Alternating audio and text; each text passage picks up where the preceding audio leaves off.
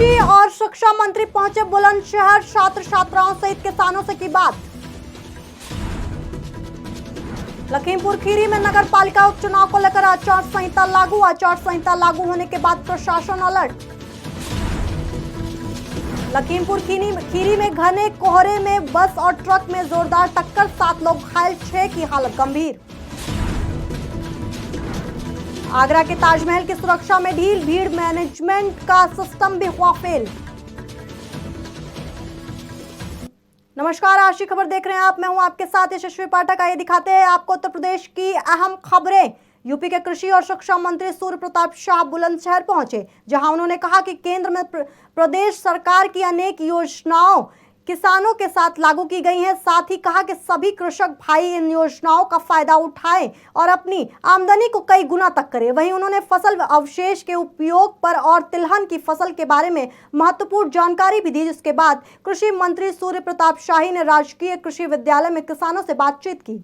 Shri BP त्यागी किसान नेता थे और उनका कुछ दिनों पहले देहांत हो गया था। इस संदर्भ में मैं उनके परिवार से मिलने आया था। आज यहाँ पर हम लोगों ने बहुत ब्रिटिश पीरियड के पहले से यहाँ एक राजकीय कृषि विद्यालय चलता रहा है जो डिप्लोमा सर्टिफिकेट दिया करता था।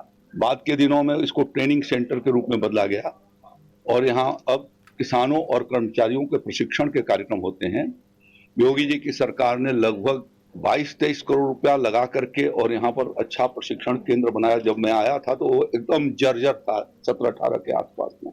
फिर इनकी स्वीकृति करके और एक अच्छी बिल्डिंग बना करके किसानों को जहाँ प्रशिक्षण दिया जा सके, इसके लिए यह व्यवस्था यहाँ पर की गई है। और यहाँ पर इन सीटू फसल अवशेष जलाने के जो दुष्प्रभाव हैं उसको सतर्क किए जाने के लिए और फसल अवशेषों का खेती में उपयोग कैसे हो सके, इसके लिए प्रशिक्षण का कार्यक्रम यहाँ पर चल रहा है। लखीमपुर खीरी जिले में आचार संहिता लागू होने के बाद प्रशासन अलर्ट हो गया है, जहां उपचुनाव के मुद्दे नजर राजनीतिक होर्डिंग बोर्ड हटाए जा रहे हैं। बता दें कि खीरी जिले की पलिया नगर पालिका सीट पर उपचुनाव होना है, जहां नगर पालिका परिषद पलिया में अध्यक्ष रहे स्वर्गीय केबी गुप्ता के निधन के बाद सीट खाली हुई थी। वहीं उपचुनाव की घोषणा के बाद प्रशासन अलर्ट हो गया है और भारी पुलिस बल के साथ एसडीएम और सीओ मौजूद रहे।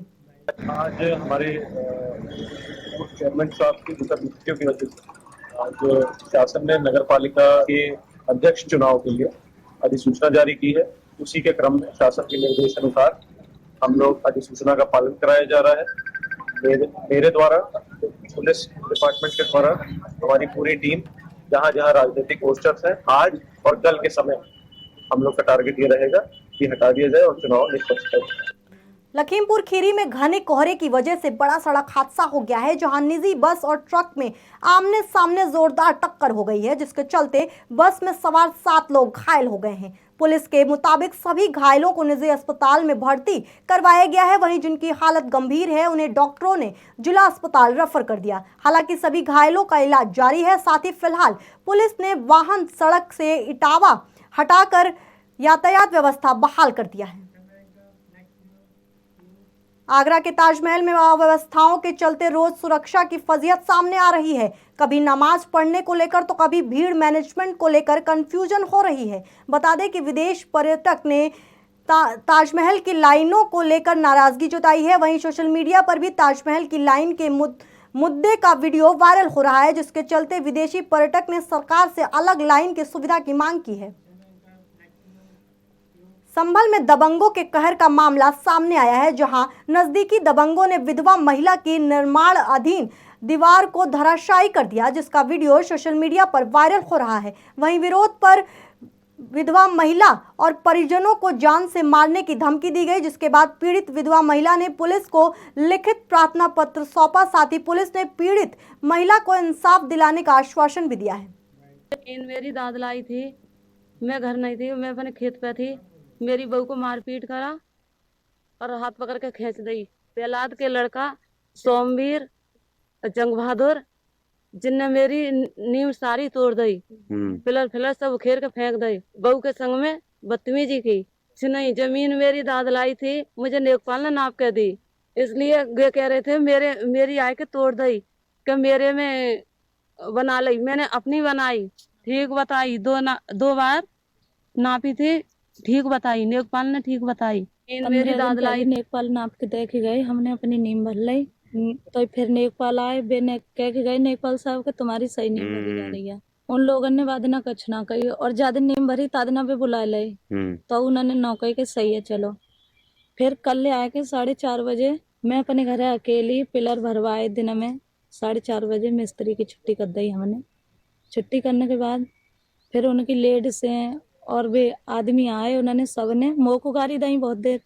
तभी मैं अलग को है गई गाड़ी देने के बाद, तभी फिर गए एकदम नीम तोड़े रहे। मैंने उनकी वीडियो बनाई। वे 9 जने है, लेडीज के नाम की तो मेरे को पता ना है। आदमी के नाम की एक जंग बहादुर है, प्रहलाद है, आशीष पाल है, सोमवीर है और गिरिराज। 15 दिन पहले सोनभद्र में एक अजीब मामला सामने आने के बाद हड़कंप मच गया, जहां एक गांव की रहने वाली महिला ने अपनी 19 साल की बेटी के अपहरण की शिकायत 4 दिन पहले थाने में दर्ज कराई थी, जिसमें महिला के अनुसार उसकी बेटी 4 दिन से लापता है। साथ ही बताया कि अपहरणकर्ताओं ने 10 लाख रुपए की फिरौती की मांग करते हुए धमकी दी है कि रकम ना देने और पुलिस को सूचित करने पर लड़की की हत्या कर दी जाएगी। वहीं परिजनों के तहरीर के बाद अब पुलिस ने मुकदमा दर्ज करते हुए अपहरणकर्ताओं के गिरफ्तारी और लड़की के सकुशल बरामद करने के लिए कार्रवाई शुरू कर दी थी, जिसके बाद पता चला कि लड़की ने ही अपने प्रेमी शिक्षक के साथ मिलकर 10 लाख रुपए के लिए अपने अपहरण की साजिश रची थी। मतलब ये है कि 5 बजे लड़की मेरा गायब हुआ 19 तारीख को। अच्छा।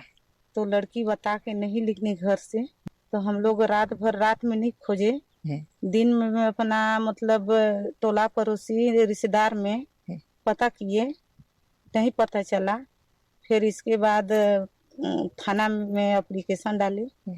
थाने वाला मतलब बोले कि नहीं लड़की ढूंढ रहे हैं, और जो लड़का को ऊपर शक था वो लड़का भी पकड़ाया, तो बोला कि नहीं हम नहीं ले गए हैं, हम मतलब आपका लड़की ले जाकर क्या करेंगे।